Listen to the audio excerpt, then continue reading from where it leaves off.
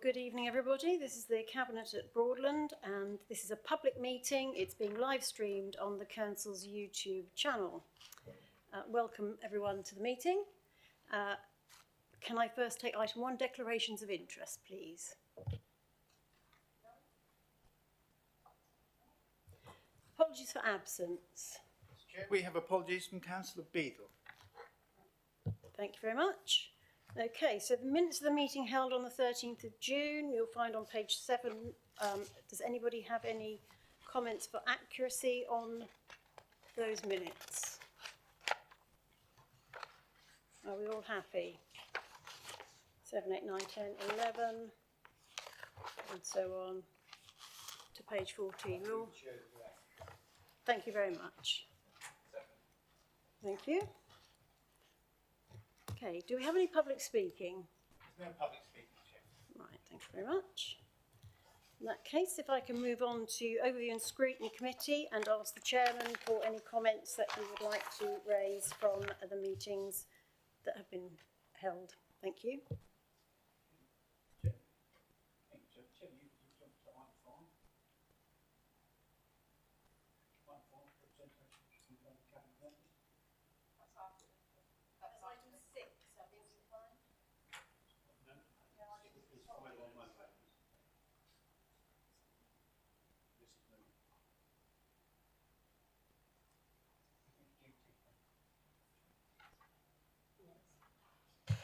Yep, just to explain on that, members will be aware that I sent an email around regarding representation from non-cabinet members and order of the agenda.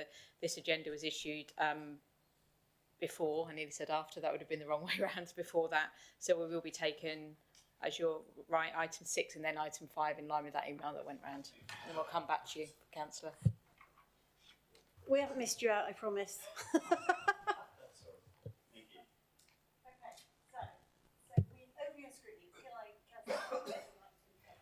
Thank you. I'll just address the points that can be made regarding the above the line item, and you may want to come back to me later on for further clarification about the other issues. But the licensing fees and charges review, I think, was generally welcome.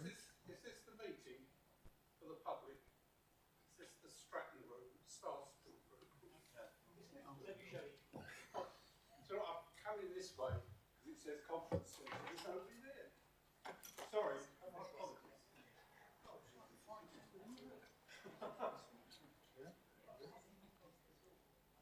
I feared for a moment it's going to be one of those moments in the movie, you know, speak now or forever hold your peace, and he was coming in to stop.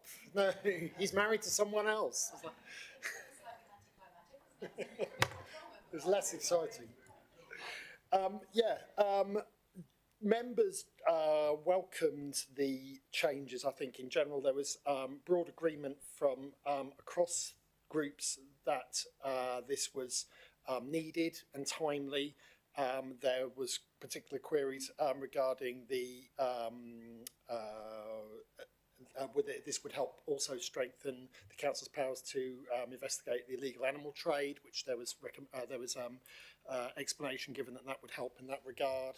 The phased introduction of the charges made sense in the light of the current economic issues and high levels of inflation, so that this was phased in such a way as to not be an impediment to businesses actually moving forward and planning for the implementation of these greater costs, but also that this was going to save council taxpayers money, because certain charges at the moment are actually being subsidised effectively by council taxpayers. So this was supported by all members of the ONS committee, and I think there's not else to say other than that. Something wrong with this? Oh, no, there isn't something wrong with it. Okay, I'll carry on. Thank you very much. Right, so can I then move on to representations from non-cabinet members? You're on, Councillor Weinhardt. Thank you, Chairman. My comment was really about the exempt items. Obviously, this is the moment where you've given us 3 minutes to speak, but I was wondering if you would allow us the flexibility in this meeting, obviously with the exempt items, to speak during that period. Thank you. Yes, of course. Yes, that's absolutely fine. Quite understood. Yes, Councillor Cobblestone. Thank you, Chair. Thank you, Chair. My question is about the forward plan. I can see from the forward plan that the parking strategy for Broadland has been removed. I know the officers have done quite a lot of work on this, and we ran out of time before the end of the last term. Our car parks in market towns, especially Reetham, need to be utilised fully for the benefit of the local businesses. We see instances of people parking in the car parks and sort of getting the bus into Norwich, and we need to optimise the car park in our council-owned car parks. I also understand that one of the car parks in Aylsham is due to be resurfaced this year. There is a contingency in this year's budget for car parks. I understand the cost of the work will way exceed the budget we have in in this year's budget book. So I'd just like to ask you, Leader, what are your intentions for car parking, as this obviously isn't coming forward. Just before you do, can I just one thing about the cost of resurfacing the car park in Aylsham and that exceeding the budget. I believe that's what you said, Joe, was it? Yeah. That's news to me. I'm not aware of how much that's going to cost. And I'll just ask Rodney, Finance, are you aware? So at the moment, we're not aware. So I was just wondering, could you furnish us with where you've got that information from? Could you furnish us with where you have obtained that information from about the cost? Because we're not aware of it, you see, Joe. Off, Steve. Thank you. Yes, I was the portfolio holder for economic development, and car parks came into my portfolio, so I am aware that this will exceed the what is in the budget, which I've just seen recently. Thank you.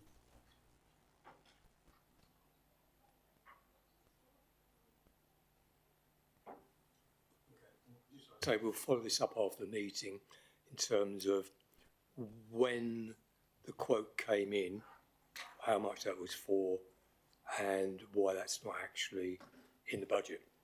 So we'll follow up outside the meeting, Chair.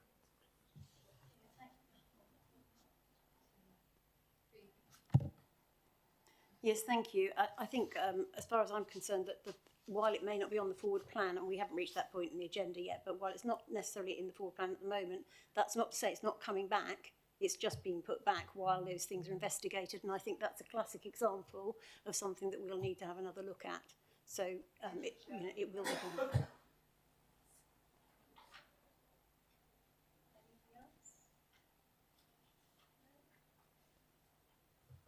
Okay, thank you. So if we move on to item 7 then, that is the licensing fees and charges review. And I think, Jan, you had something to say.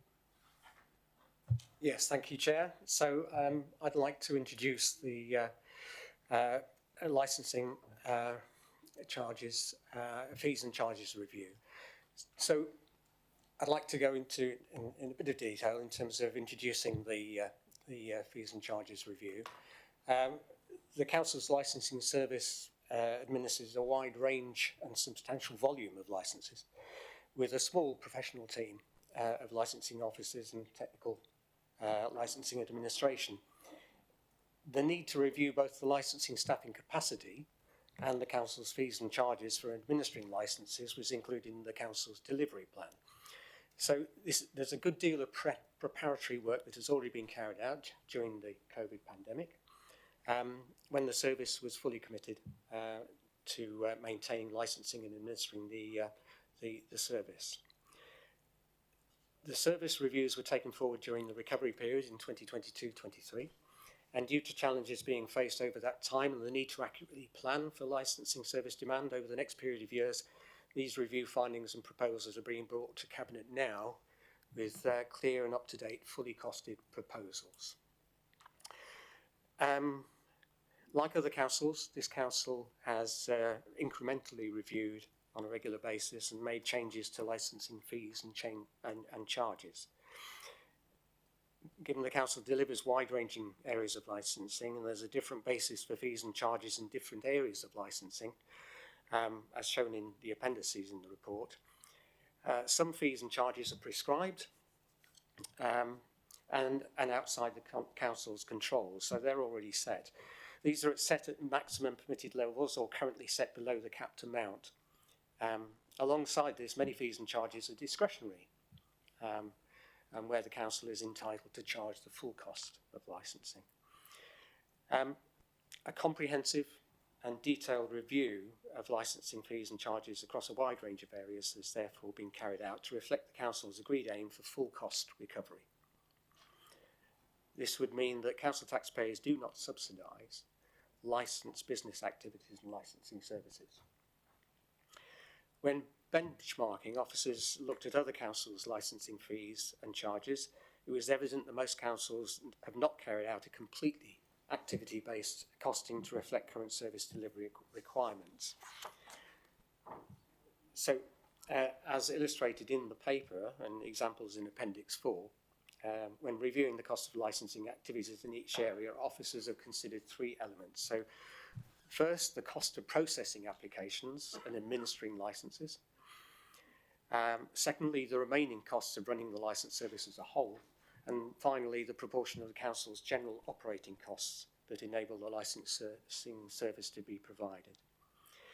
So officers have considered the impact of these proposals on the licensed trades before bringing this report, recognising the cost of living crisis and challenges that businesses are facing, also that the council has already included RPI increases in April this year. A phased introduction is proposed. This would see increases of 1/3 introduced in 2024-25 and the remainder in 2025-26, over and above the inflationary increases in each year. So, moving to the recommendations in this report, Cabinet is asked to 1. Consider the report content and the proposed fees and charges in Appendix 1 and refer the agreed fees and charges to Council with a recommendation for adoption subject to RPI. Number 2, recommend to Council to agree the reviewed licensing fees and charges being applied to all new licence and renewal applications with effect from the 1st of April 2024, with a phased introduction, 1/3 of the increase applied in year 1 from the 1st of April 2024, and remaining 2/3 increase applied in year 2 from the 1st of April 2025. 3, recommend to Council to agree the fees and charges relating to scrap metal at Appendix 1. And finally, 4, recommend to Council to authorise the Food Safety and Licensing Manager to publish the Hackney Carriage and private hire licensing fees in accordance with the relevant legislative provisions, together with delegated authority to consider any objections received, and only refer matters back to Cabinet if substantial comments material to the implementation of the revised fees and charges are received.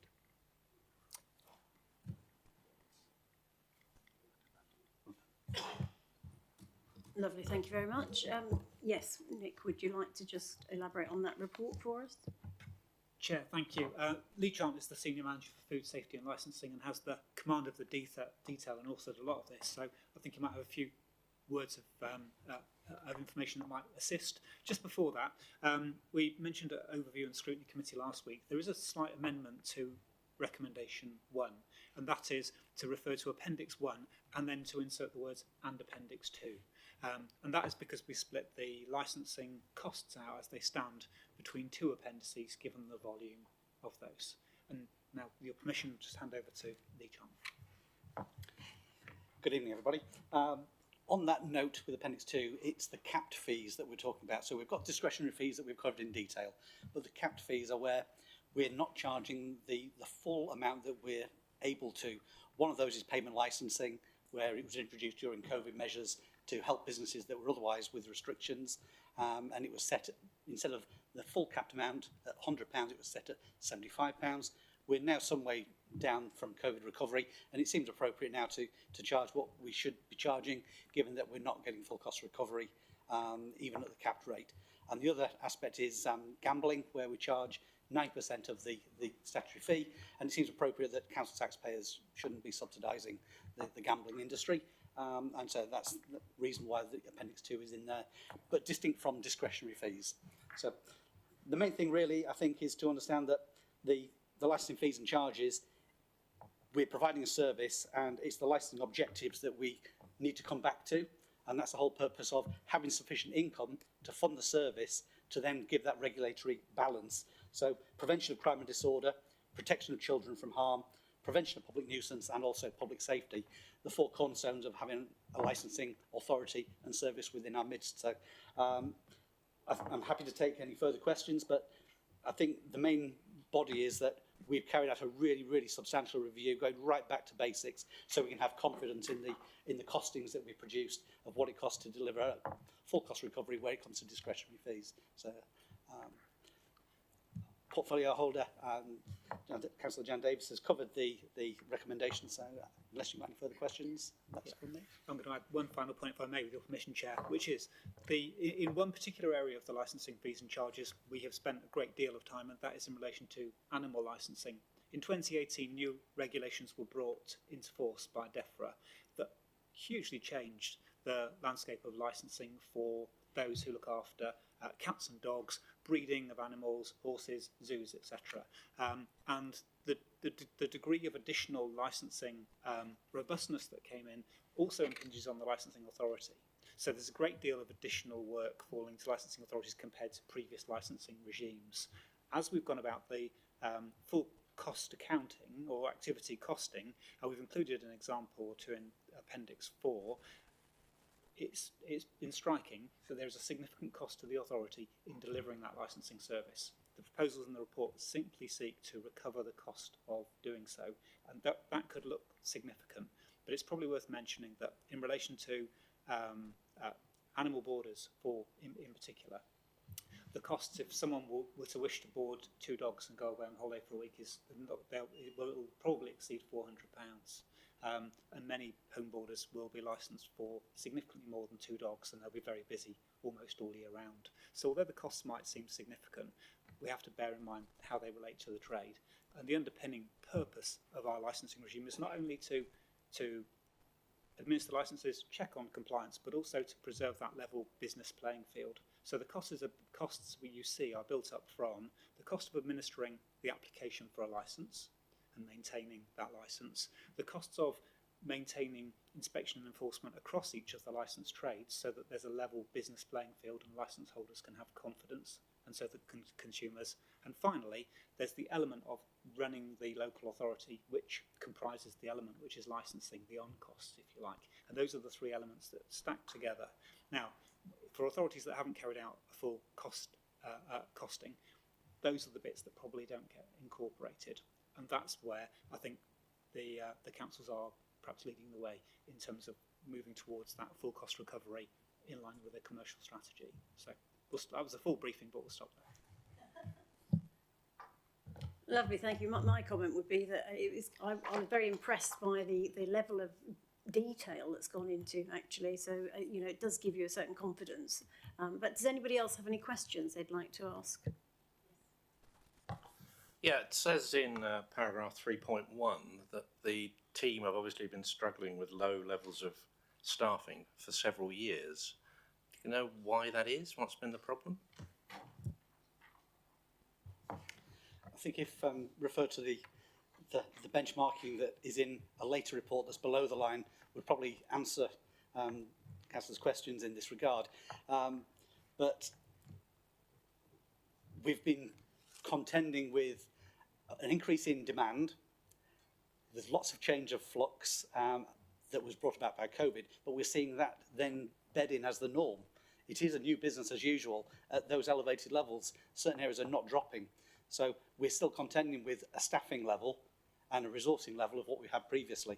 So we've been getting by with some COVID recovery monies and some grant that's got us to where we are now, but now is the time where we're at that cusp, that changeover period, and that's why this report and the one that's below the line from staffing point of view have been brought at this stage.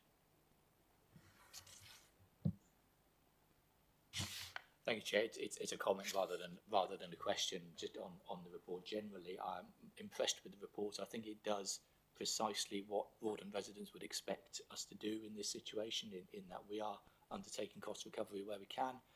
Clearly, we're not subsidising activities effectively as we were previously. So I'm very happy that cost recovery is happening. And I think if any residents want any doubt on the care which has been taken on this document, is to look at the benchmarking appendix on this and seeing how we compare with other local authorities, particularly within Norfolk. And it's good to see the level of green that is still on there, which shows the efficiency of the service that we are running. And I think the aspiration certainly from this is certainly that we help the economy continue to grow through our licensing activity, but as you say, we can achieve that regulatory balance. And I think this report puts us in a better place to do that, so I'm more than happy to endorse it. I couldn't attend the ONS meeting because I was double booked, but I did avidly watch it. And I have to say the way that they went through the report was second to none, I thought, in terms of the detail. And there's clearly been a comprehensive job of work that's been done and obviously needs to be done. And also to keep re-evaluating, I could tell as well from what I could see on ONS, keep re-evaluating as you go, and particularly around this issue about do we charge a third and then 2/3 later, evaluating that properly as well, and fairness to business, which I think is a very, very good balance that you've achieved in this document and these proposals. It is, of course, also cost neutral, which is something that we needed to address for sure, and certainly from a finance point of view, that's beneficial to the council, and also being able to provide the service accordingly. So yeah, I'm very happy to see a report and the work that's been done with it, Chair.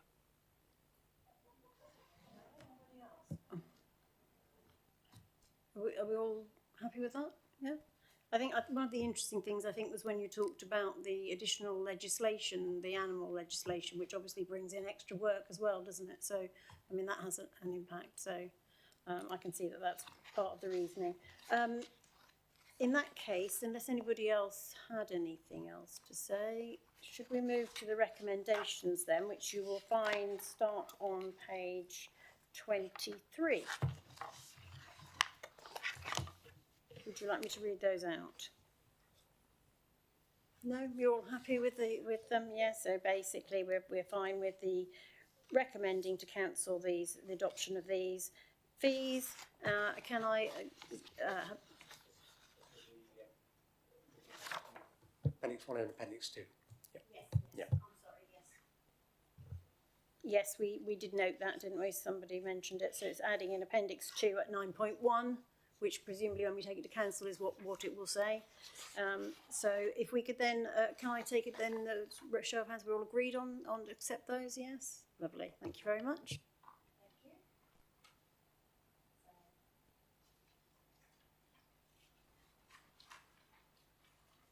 Thank you. Moving on then to item 8, which is the forward plan.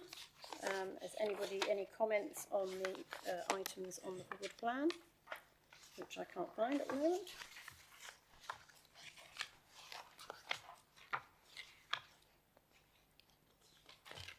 Which pen? Oh yeah, thank you. I had it on my iPad at one point. Okay, so are we all happy with the items on there? July is we are going through at the moment. Then we've got. Sorry, yes, Dan. Sorry to cut you off in your prime there, Chair.